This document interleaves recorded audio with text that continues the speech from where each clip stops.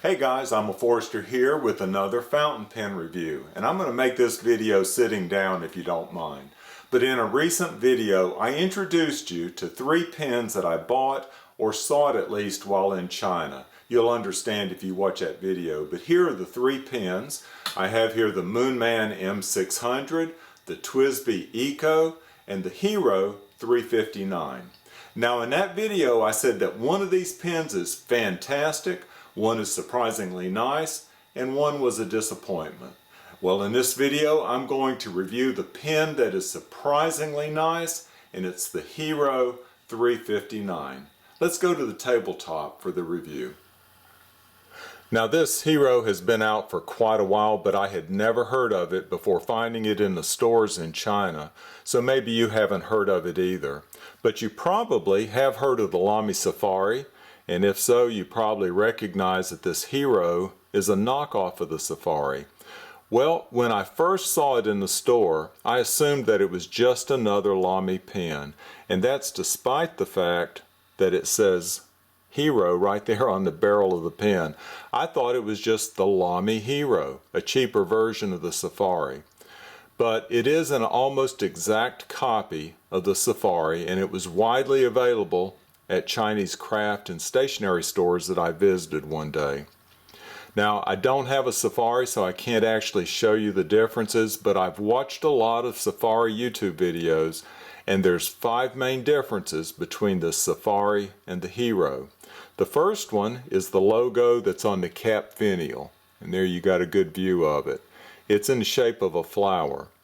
I'm not sure what's on the cap of the Lamy.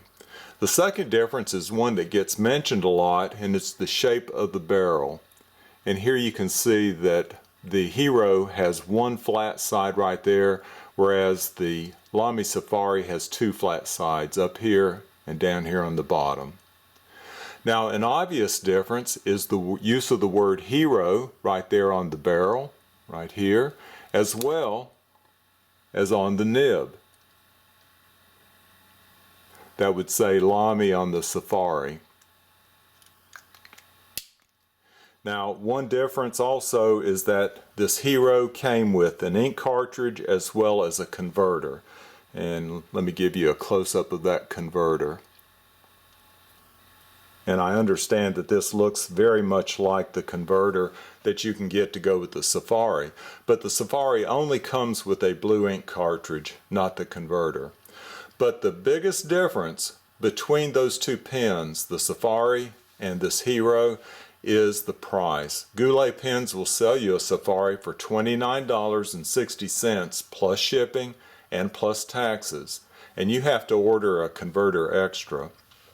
I paid 30 RMB for the Hero with a converter and 3 RMB for 6 additional ink cartridges for a total of 33 RMB.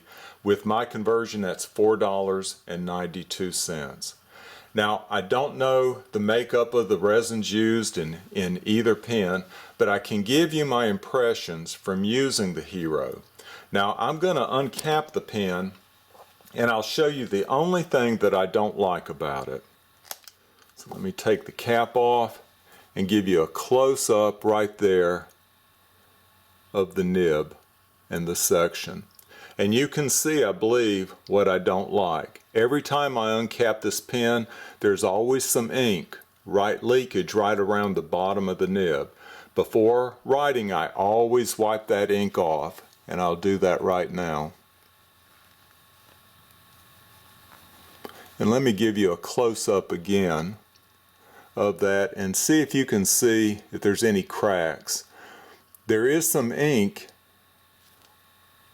right there that looks like a crack, but I'm not sure it is.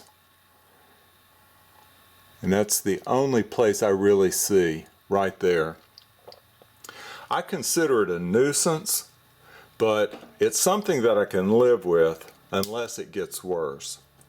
Now, what do I like about this pen? Let me go get the Rhodia notepad and I'll show you. Okay, I'm back with my notepad, and now let's do a writing sample.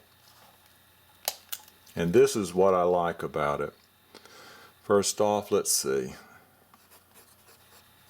And it's hard to write around this camera, so just take that into account.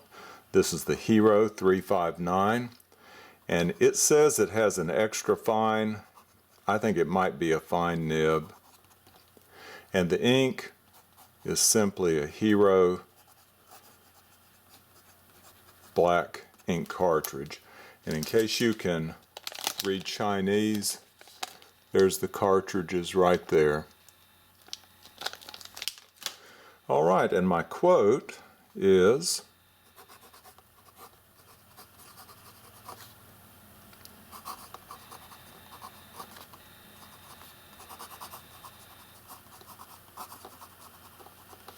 and who said that? Well, Emma Forster said it just joking. Let's do some scribbling and see how wet it is.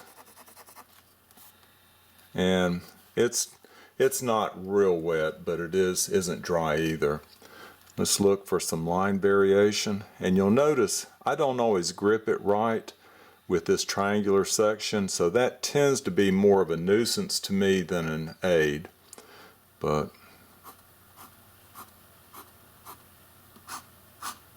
sounds scratchy, but it's not.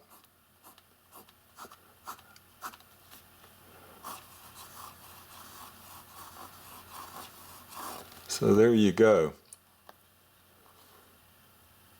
This is really, I would say, a dream to write with. We're going to have to put the cap on it so it doesn't roll off. I've never had any problems with it writing. It's very smooth, and the line width is perfect for most uses. You know, I wish my Lamy 2000 wrote this well. When I bought the pen, I had no expectations concerning it because I didn't know anything about it. So the fact that I enjoy carrying it often is pleasantly surprising to me. And on the issue of it being a knockoff of the Safari, I don't really have a problem with that. My big question is, if Hero can sell this pen and converter for under $5, why should anybody buy a Lamy Safari for over $30? Y'all take care.